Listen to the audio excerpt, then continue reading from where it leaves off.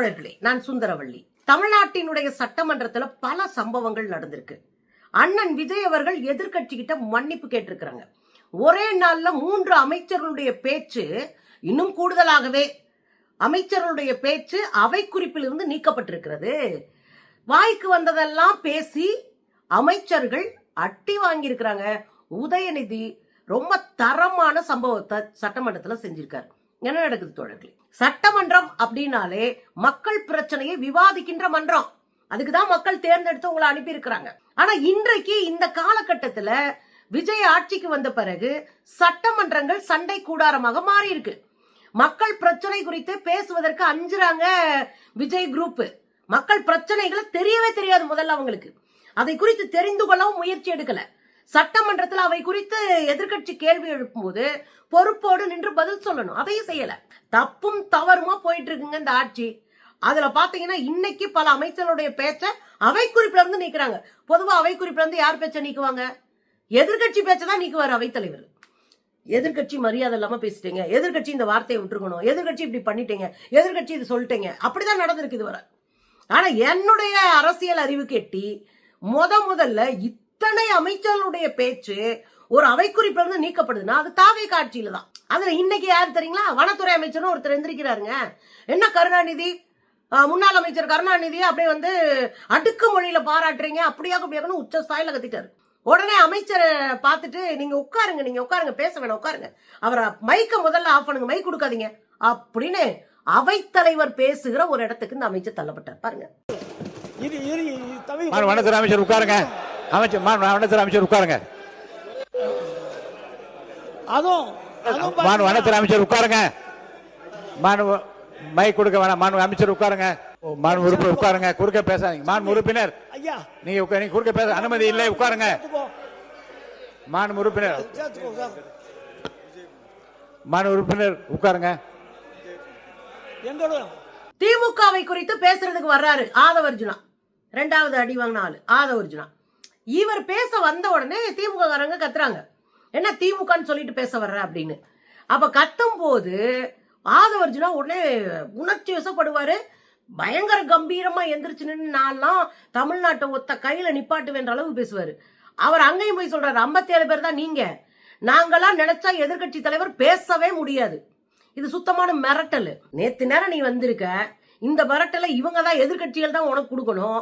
ஆனா எதிர்கட்சிகள் பொறுப்போட உட்காந்து பதில் சொல்லிட்டு இருக்கிறாங்க. அவங்க எல்லாம் அப்பனுக்கு அப்பனே பார்த்தாளுங்க. ஆனா நீங்க என்ன பண்றீங்க? 57 பேர் தான் இருக்கீங்கன்னு மிரட்டல் விடுறாரு. மூஞ்சி சுரிச்சுட்டாரு அவைத்தலைவர். முதல்ல இது நிப்பாட்டுங்க, இந்த அமைச்சருடைய பேச்ச நானு அவை குறிப்புல இருந்து நீக்கிறேன் அப்படின்னு அவை குறிப்புல இருந்து நீக்கி விட்டார். பாருங்க. அங்க 57 பேர் இருக்காங்க. நாங்க எந்திரிச்சோம்னா சபையை அவங்க பேசவே முடியாது. எதிர்கட்சி தலைவர் பேசும்போது நாங்க எந்திரிச்சோம்னா, அதாவது சபை என்ன பேச பொதுப்பணித்துறை அமைச்சர் சொன்ன கருத்தை நான் ஏற்க முடியாது. பொதுப்பணித்துறை அமைச்சர் சொன்ன கருத்தை ஏற்க முடியாது. அதை மட்டும் அவைக்குழு நீக்குகிறேன், நீங்க பேசுங்க. அறநிலையத்துறை அமைச்சர் இருக்காரு, அதாங்க முருகனுக்கே பஞ்சாமிர்தம் கொடுத்த அமைச்சர், 100 கோடி சொத்து. அவரு பயங்கரமா வந்து அப்படியே உச்ச ஸ்தாயில அப்படி குண்டலிங்க சக்தி எழுப்பி பேசுறாரு, சத்தமா பேசுறாரு. அவர் பேசும்போதே அவைத்தலைவர் என்ன சொல்றாரு தெரியுமா? என்னங்க சம்மதம் இல்லாம பேசுறீங்க அப்படின்னு கேட்டு விட்டாருங்க. என்னங்க சம்மதம் இல்லாம பேசிட்டு இருக்கீங்கன்னு ஒரு அமைச்சரை பார்த்து அவைத்தலைவர் என்னங்க சம்மதம் இல்லாம பேசுறீங்க பாருங்க. 8 கோடி மக்களின் பிரதிநிதியாக இருக்கக்கூடிய மாண்புமிகு முதலமைச்சர் அவர்கள் அவைக்குள்ளே வரும் பொழுது அமர்ந்திருக்கக்கூடிய எதிர்கட்சி தலைவருக்கு அந்த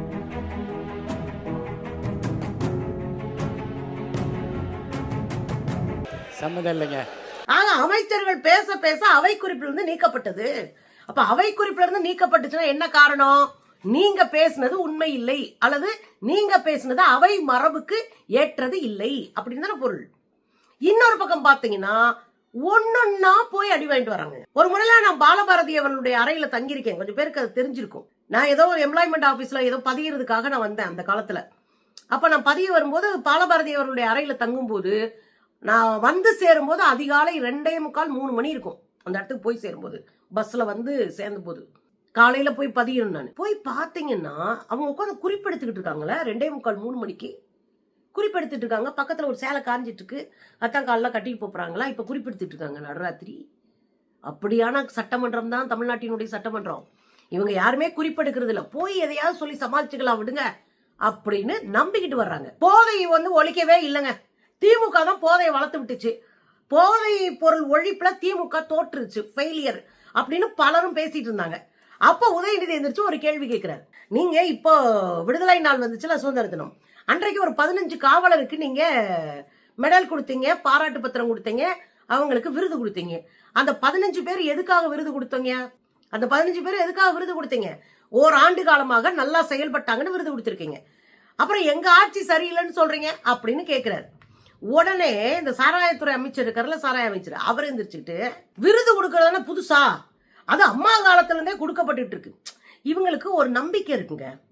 ஆதவர்ஜுனா என்ன சொல்லி கொடுத்துருக்காருன்னா, எதுனாலும் அம்மாவில இருந்து தொடங்கிருங்க, அவங்க தான் தமிழ்நாட்டவே புரட்டி போட்டாங்கன்னு சொல்லுங்க அப்படின்னு ட்ரைனிங் கொடுத்து வச்சிருக்காரா. அதனால அவங்க என்ன நினைச்சுக்கிட்டாங்க, அம்மா தான் உருவாக்கி இருப்பாங்க இந்த விருது கொடுக்கறதெல்லாம் அப்படின்னு நினைச்சுக்கிட்டு அம்மா காட்சியில இருந்தே நாங்க விருது கொடுக்கலையா அப்படின்னு கேட்டு உதயநிதி கிட்ட டோஸ் வாங்கியிருக்காரு பாருங்க. கடந்த ஒரு வருடமாக சிறப்பாக பணியாற்றுவதற்காக 15 காவல்துறை அதிகாரிகள் மற்றும் காவலர்களுக்கு முதலமைச்சர் அவர்களே விருது கொடுத்திருக்காங்க. 15 காவலர்களுக்கு சிறப்பு விருது கொடுத்தோம். இது ஒன்றும் புதிய நடைமுறை கிடையாது. வருடம் புரட்சி தலைவி அம்மா காலத்திலிருந்தே இது கொடுத்துட்டு தான் வராங்க. தவறான தகவலை இங்க பதிய வைக்கிறீங்க. இந்த திட்டத்தை கொண்டு வந்தது எங்களுடைய தலைவர் 2023ஆம் ஆண்டு தான் அறிமுகப்படுத்தப்பட்டது. எல்லாம் தெரிஞ்சுட்டு பேசுங்க. அண்ணன் இடையில எந்திரிச்சு மன்னிப்பு கேட்கிறாரு எதிர்கட்சி தலைவர்களை பார்த்து. எதுக்கு மன்னிப்பு? இடையில எந்திரிச்சு தலைவர்களுடைய பேரை மானாங்கனியா பயன்படுத்தக்கூடாது. முன்னாள் முதலமைச்சர், முன்னாள் முதல்வர், முன்னாள் துணை முதல்வர், இப்படிதான் நம்ம பேசணும். எதிர்கட்சியினுடைய தலைவர்கள் பேரை மண்டையில் அடிச்ச மாதிரி சொல்லக்கூடாது அப்படின்னு விவாதம் வந்த உடனே விஜய் நான் எந்திரிச்சு நான் எதிர்கட்சிகிட்ட மன்னிப்பு கேட்டுக்கிறேன், நான் சாரி கேட்டுக்கிறேன் அப்படின்னு மன்னிப்பு கேட்டார். அது நல்ல பண்பாடு. யார் தப்பு பண்ணாலும் மன்னிப்பு கேட்கறது தப்பு கிடையாது. ஆனா அண்ணன் நிறைய மன்னிப்பு கேட்க வேண்டியது இருக்கும். ஏன்னா அப்படி ஒரு கூட்டத்தோட அண்ணனும் ஒரு ஆள் தான். அதனால நிறைய மன்னிப்பு கேட்கறதுக்கு ரெடியா இருந்துக்குங்க. பாருங்க, தலைவரோட பேரை மென்ஷன் பண்ணி பேசுனது தவறுதான். அவர் சார்பா நான் சாரி கேட்டுக்கிறேன். உணர்ச்சி வசமா வனத்துறை அமைச்சர் பேசுனதுக்கு மன்னிப்பு கேட்டாரு அண்ணன். இன்னொரு பக்கம் நீங்க பாத்தீங்கன்னா நம்ம ஆதவர்ஜுனா வாங்கப்பட்டு போனாரு. இன்னைக்கு சமூக வலைத்தளங்களில் எல்லாமே ஆதவர்ஜுனா தான் ட்ரோல் மெட்டீரியலே. ஏன்னா அவர் தான் போட்டு இன்னைக்கு பேசிட்டு இருக்காங்க, நீ புடுங்கினா ஆணி ஃபுல்லா வீணா போன ஆடிதாயா. எப்படின்னா எந்திரிக்கிறாரு அடி வாங்கிட்டு உட்காராரு, எந்திரிக்கிறாரு அடி வாங்கிட்டு உட்காராரு, எந்திரிக்கிறாரு அடி வாங்கிட்டு உட்காராரு. அதுல ஒருத்தெல்லாம் போட்டுருக்காரு, வர்றாரு பேசுறாரு மிதி வாங்குறாரு ரிப்பீட் அப்படின்னு போட்டு வச்சிருக்காங்க. ஸோ அந்த அளவுக்கு ட்ரோல் மெட்டீரியலா மாறதுக்கு காரணம் என்னன்னா, உங்கள் இலக்கு மக்களுக்கானதாக இல்லை. நீங்க உங்களுடைய பேச்சு நேர்மையாக உங்களுக்கு ஓட்டு போட்டு தேர்ந்தெடுத்த மக்களுக்கானதா இல்ல. நீங்க ஏதாவது ஒரு 3 நிமிஷம் ரீல்ஸுக்காகவே சட்டமன்றத்துல பேசிட்டு இருக்கீங்க. போதைய உருவாக்குனதே தமிழ்நாட்டுல திமுக. இது யாரு? ஆதவர்ஜுனா பேசுறாரு. 2.5 வயசு குழந்தைய திமுக காரன் ரேப் பண்ணா அப்படின்னு ஒரு 3 வருஷத்துக்கு முன்னாடி 2 வருஷத்துக்கு முன்னாடி நடந்த ஒரு செய்தியை தூக்கிட்டு வராரு. அவன் மேல நடவடிக்கை எடுத்தாச்சு, அவனை ஜெயில தள்ளியாச்சு, கடுமையான அவன் கட்சியில இருந்து நீக்கப்பட்டிருக்கான். ஒரு தொண்டை அவன் தூக்கி வெளியே எரிஞ்சாச்சு அந்த ஆளை. இது ஒண்ணு நடந்துச்சு. அதை இன்னைக்கு இவர் எடுத்துட்டு போதை பொருள்னாலதான் இவ்வளவு நடந்துச்சு, அப்ப போதை பொருள் ஒழிக்காத திமுக தான் இதற்கு காரணம் அப்படின்னு ஒரு கேள்வியை முன்வைக்கிறார். ஆதவர்ஜுனா பார்த்து நறுக்குன்னு இன்னொரு கேள்வி கேட்டாரு. நாங்க அந்த பையன் 2.5 வயசு குழந்தை மேல கை வச்சவன அடிச்சு அன்னைக்கத்துக்கு உள்ள போட்டோம், அவன் மேல வழக்கு போட்டோம், கட்சியை விட்டு நீக்கிட்டோம், நாங்க தெளிவா நடவடிக்கை எடுத்துட்டோம், அதை நீங்களே ஒத்துக்கிட்டீங்க. ஆனா உங்க கட்சியில இருக்கிற ஒரு அமைச்சரு ஐபிஎல் ஸ்டேடியத்துல உட்கார்ந்து குழந்தைக்கு மாத்திரை நுணுக்குனாரு. அதை நீங்க விசாரிச்சீங்களா? விசாரணை நடத்துனீங்களா? புகார் கொடுத்திருக்கீங்களா? நடவடிக்கை எடுத்துனீங்களா? என்ன பண்ணீங்கன்னு அவர் கேட்கிறாரு. நியாயமான கேள்வி தானே. இன்னொரு விஷயத்த சேர்த்து கேட்கிறாரு. போதை பொருள் நாங்க ஒழிக்கல அப்படின்னா, போதை பொருள் ஒழிப்பு பிரிவுல போட்டவரை தூக்கிட்டு இன்னைக்கு சென்னை மாநகராட்சியினுடைய ஆணையரா போட்டு உட்கார வச்சிருக்கீங்களே, ஏன் அவர் நல்லா வேலை பார்க்கலன்னா தூக்கி இருக்க வேண்டியதானே அப்படின்னு உதயநிதி கேள்வி கேட்டாரு. அதுக்கிடையில அவர் சொன்ன வார்த்தை என்னன்னா, அப்புறம் என்னத்துக்கு நீங்க இவரை தூக்கிட்டு இந்த பதவியில போட்டீங்கன்னு. அதுதான் இன்னைக்கு ட்ரெண்ட். அப்போ நீங்க ஒரு கேள்வி கேட்கறீங்க, அதுக்கு தெளிவா ஒரு பதில் கிடைக்குது. அந்த பதில கேட்க முடியாம உட்கார்ந்து இருக்கிறாங்க பாருங்களேன். நாங்க உடனடியாக கைது செய்யப்பட்டிருக்கோம், அவர் கட்சியிலிருந்து நீக்கி இருக்கிறோம். உங்களுடைய அமைச்சர் IPL மேட்ச்ல பவுடர் நுணுக்கிட்டு இருந்ததை இன்றைக்கு உலகமே பார்த்துச்சு, பல்வேறு விமர்சனங்கள் வந்துச்சு. குழந்தைக்கு மாத்திரை கொடுத்தேன்னு கதை விட்டாரு.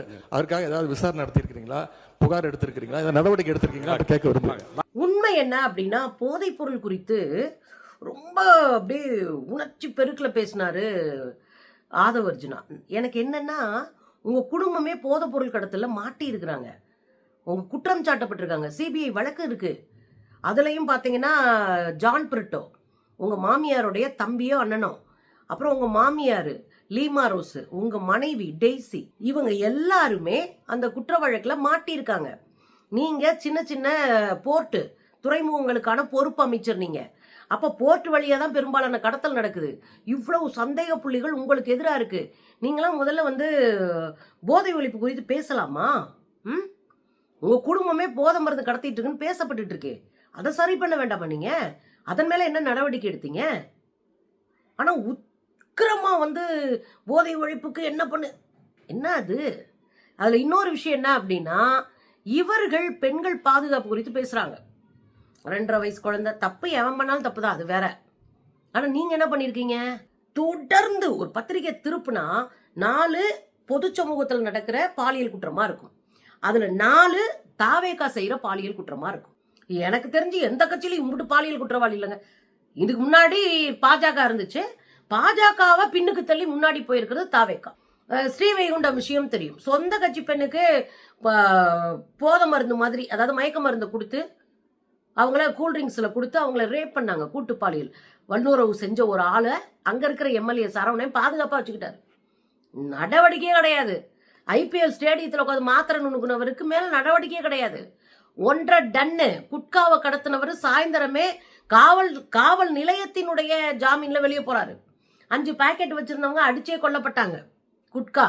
இந்த 3 மாதங்களில் மட்டுமே இந்த தாவேகாவினுடைய பல நிர்வாகிகள் போதை மருந்து கடத்தல்ல ஈடுபட்டு பிடிபட்டு இருக்கிறாங்க. அப்ப இதெல்லாம் சொல்றதுக்கு முன்னாடி நடவடிக்கை எடுத்துட்டு சொல்லணும். மக்களை ஏமாற்றுகிற வேலையை இங்கே சட்டமன்றத்தில் செய்யக்கூடாது.